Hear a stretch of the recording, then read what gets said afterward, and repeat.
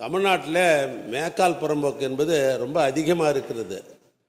பல அமைச்சர் பெருமக்கள் அமைச்சரவையில் கூட முதலமைச்சர் இடத்துல இதை வலியுறுத்தி இருக்கிறார்கள்.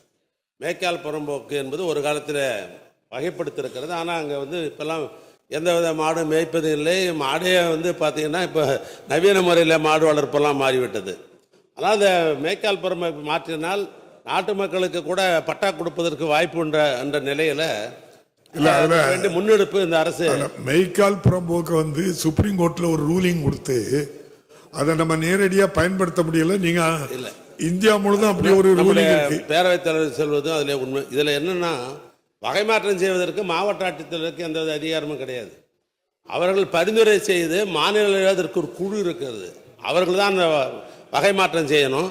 ஏன்னா அந்த அளவுக்கு பரிந்துரை செய்யப்பட்டு வந்திருக்கிறது. வருவாயத்தினுடைய ஆணையாளரிடத்தினுடைய கவனத்துக்கு நாங்கள் ஏற்கனவே சொல்லியிருக்கிறோம். இதில் இடையில நம்முடைய பேரவைத் தலைவர் குறிப்பிட்ட போது சுப்ரீம் கோர்ட்டு இதில் தலையிட்டு இவைகளெல்லாம் செய்யக்கூடாது என்ற நிலை. ஒரு காலத்தில் பார்த்தீங்கன்னா நீர்பிடிப்புன்னு இருந்தது. நீர்பிடிப்பே இருக்காது. ஆனால் நீர்பிடிப்பு என்று வகை மாற்றத்தில் இருக்கும். அவைகளெல்லாம் பிற்காலத்தில் முற்காலத்திலே அவைகளெல்லாம் வகை மாற்றம் செய்யப்பட்டு எல்லாருக்கும் பட்டாலாம் கொடுத்துருக்குறோம். ஆனால் என்ன நிலைமைனா சுப்ரீம் கோர்ட்டு இடையில தலையிட்டு நீர்பிடிப்பு அதனால் இதெல்லாம் செய்யக்கூடாது அப்படின்ற ஒரு நிலை இருந்தது. போன அமைச்சரவைகள் கூட்டத்தில் கூட முதலமைச்சரத்தில் அமைச்சர்கள்லாம் வலியுறுத்தி இருக்கிறார்கள். ஏன்னா இந்த ஒப்படை என்பது 15 ஆண்டு காலத்திற்கு ஒரு முறை அதுக்கு முன்னால் மாற்றங்கள் செய்து கொண்டே இருந்தாங்க. அது இடையில இல்லை.